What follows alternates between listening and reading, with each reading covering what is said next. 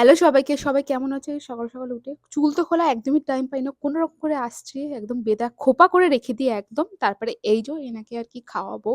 এদিকে একটুখানি চা করে নিলাম। এনাকে খাওয়ানো মানে মাঝে সাঝে মনে হয় কি যুদ্ধ করা। হ্যাঁ, চুপচুপ করে কিন্তু খেয়ে নেয়। গুড বয়ের মতন খেয়ে নেয়। একেক সময় একটুখানি বিরক্তি করে। আজকে করব হচ্ছে সয়াবিন দিয়ে আলুর একটা তরকারি করেছি আর উচ্ছে আলু সিদ্ধ করব। আর চাউমিন ছিল কালকে করেছিলাম। ওটাই আমি খেয়ে নেব। এই যে আমার মেনু রেডি আর সাথে করেছিলাম হচ্ছে বেগুনি। খেতে ইচ্ছে করছিল। আমার এক তরকারিতে হয় না। একটুখানি ভাজা হবে, একটুখানি বড়া হবে, তবেই আমার ভালো লাগে খেতে। যে সন্ধ্যাবেলা কিন্তু ওর পাপা ডিউটি চলে গেছে।